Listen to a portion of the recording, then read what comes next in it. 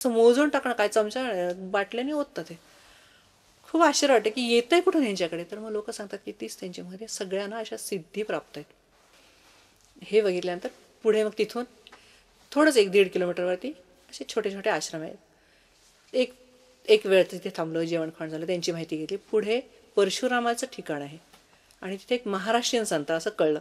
तो संत दारात पण नाही उभा करत, असं पाठीमागच्या गावाला कळलं. म्हणजे ठीक आहे, आपण बाहेरून दर्शन घेऊ. परशुरामांचं म्हटलं तर आपल्याला फार त्याची आत्मीयता नाही की बघायला पाहिजे. गेलो आणि त्याने सांगितलं, विचारलं असं, कौन गाव क्यों. तिकडे गेल्यानंतर 2 प्रश्न बिलकुल हमखास. नर्मदे हर बाबाजी, नर्मदे हर, कौन जिले के.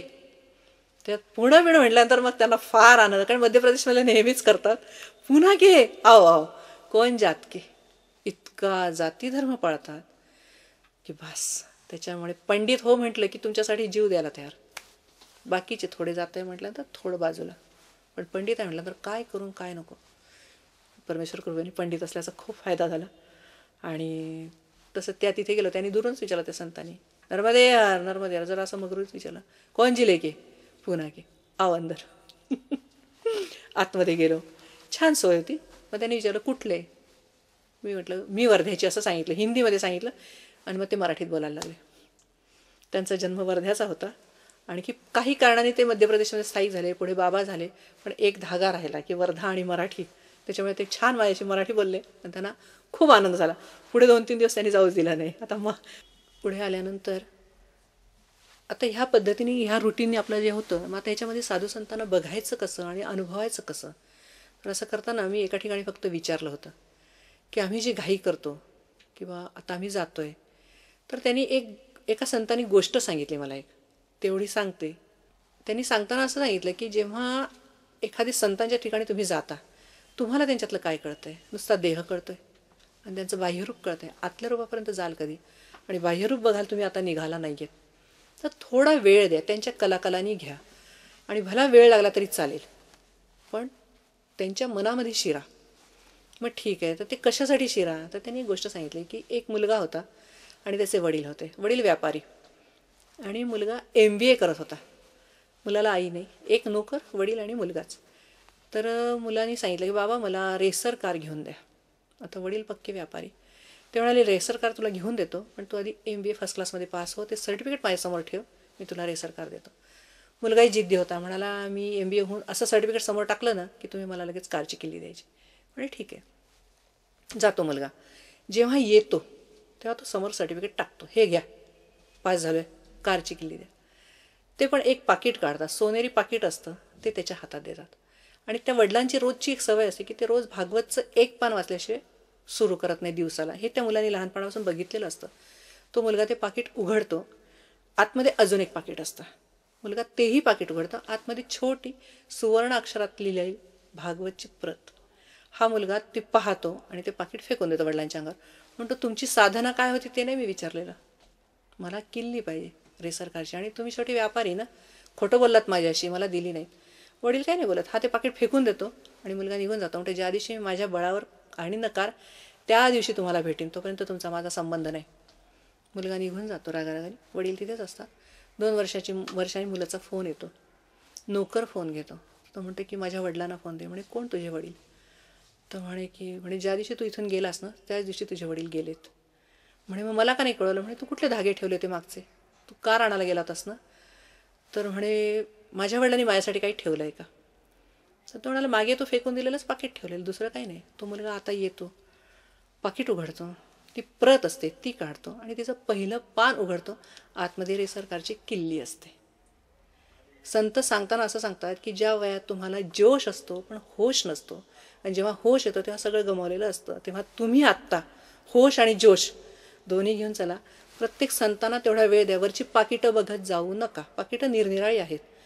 आतमधलं पाकिट उघडा, त्यांची साधना काय ती बघा, आणि एक जरी किल्ली हाती लागली तर या जन्माचं तुमचं सार्थक झालं. तेवढा वेळ तुम्ही द्या आणि तितकी निवांत परिक्रमा करा.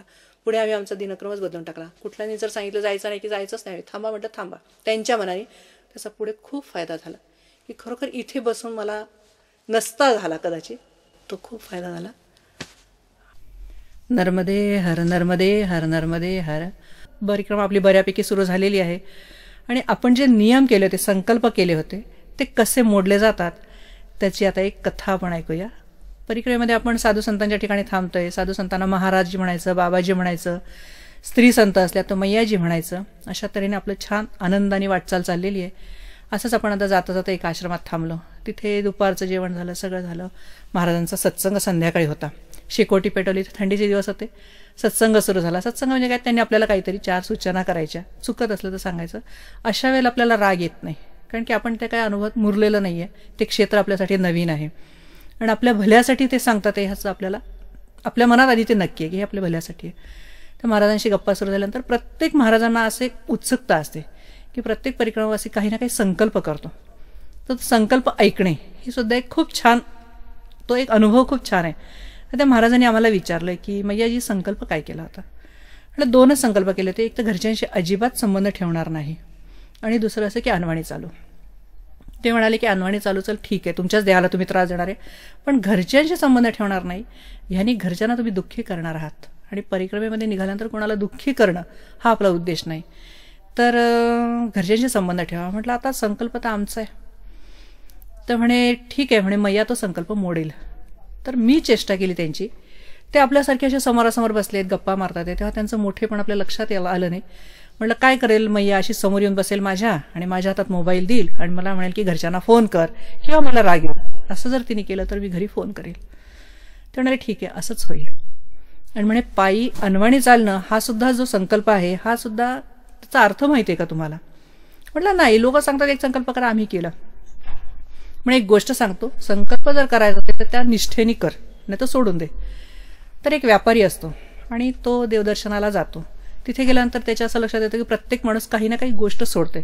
वाईट व्यसन आहे किंवा कुठली तरी अशी गोष्ट सोडतो. ह्या माणसाला सुदैवाने काहीही तसं नव्हतं. काहीतरी तो सोडलं पाहिजे असं म्हणून गमतीने तो सोडतो की मी हा पुढे एकही पैसा कोणाला दान करणार नाही, देणार नाही. तेवढा करतो आणि वळतो. वळल्याबरोबर एक चंदन लावणारा येतो. तो म्हणतो बाबाजी चंदन लावा. तो म्हणतो नाही, कारण लावले की मला पैसे द्यावे लागतील, मी लावणार नाही. असं करत करत तो पुढे जातो. पाठीमागून एक हात येतो आणि त्या व्यापाऱ्याच्या कपाळाला चंदन लावल्या जातं. लावणारा पुढे येतो, म्हणतो की महाराज पैसे द्या, 1 रुपया द्या. तर तो म्हणतो मी देणार नाही, मी आत्ताच संकल्प सोडला की मी देणार नाही, त्याच्यामुळे मी देणार नाही. तो म्हणतो 1 रुपया घेतल्याशिवाय मी राहणार नाही. व्यापारी सांगतो ठीक आहे, माझा नाव पत्ता लिहून घे, माझ्या गावाला ये, मी तुला 1 रुपया देईन. ठीक आहे, आणि मी येईन, 1 रुपया घेतल्याशिवाय मी राहणार नाही. कालांतराने वर्षभर निघून जातं. 1 वर्षानंतर व्यापारी घरामध्ये आहे, करोडपती येतो. त्याचा एकुलता एक मुलगा बाहेर आहे.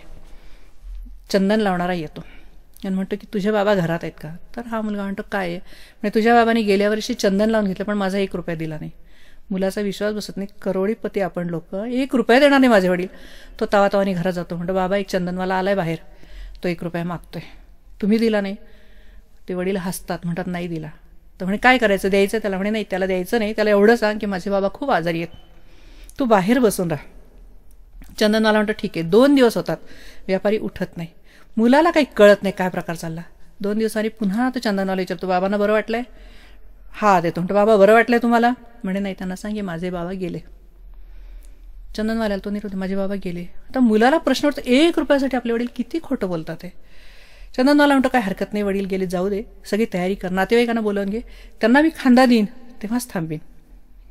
मुलाला खूप वाईट वाटतं. आतमध्ये म्हणतो बाबा काय चाललंय. तो म्हणतो बोलव सगळ्या नातेवाईकांना, त्यांचं तयारी कर सगळी. वडिलांना बाहेर आणता, सगळी तयारी होते, उचलल्या जातं, नेल्या जातं, चितेवर ठेवल्या जातं.